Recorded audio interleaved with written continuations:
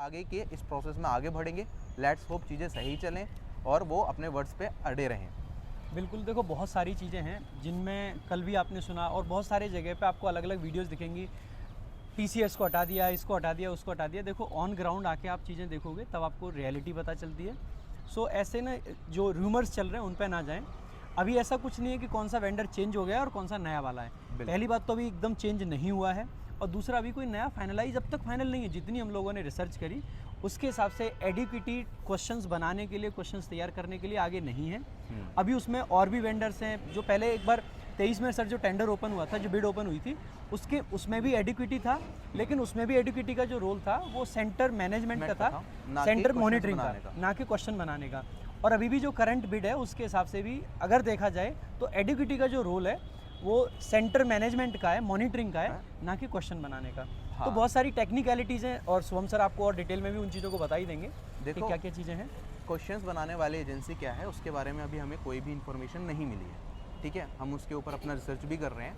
बाकी जो चीज़ चल रही थी, कहीं कहीं जगह पे इन्फॉर्मेशन आ रही थी कि एडिक्विटी क्वेश्चन पेपर बनाएगा, वो पेपर लीक करा देता है, ऐसा नहीं है। एडिक्विटी जो कंपनी है मेरे हिसाब से वो कंडक्ट ऑफ एग्जामिनेशन के लिए, जैसे अभी टीसीएस के सेंटर्स पे आपका एग्जाम होता है, हो सकता है वहाँ आने वाले टाइम में वो एडुकेटी के सेंटर्स पे हो।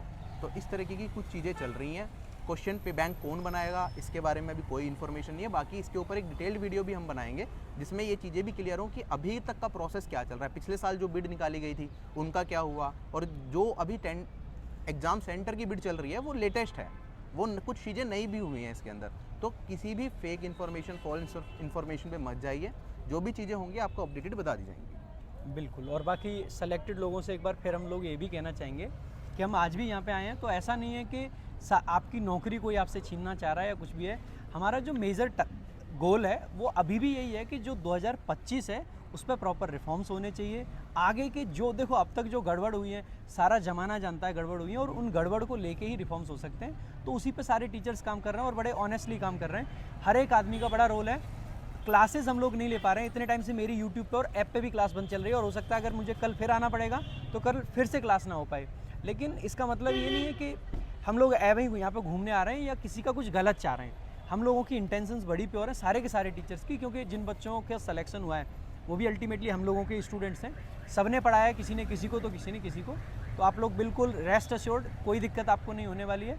आप बस अगले एग्ज़ाम की जो बच्चे तैयारी करना चाहते हैं वो तैयारी करें, जिनका सिलेक्शन हुआ है बढ़िया से अपनी पार्टी वार्टी एंजॉय करें, कोई दिक्कत आप लोगों को नहीं आने वाली है। ठीक है, धन्यवाद।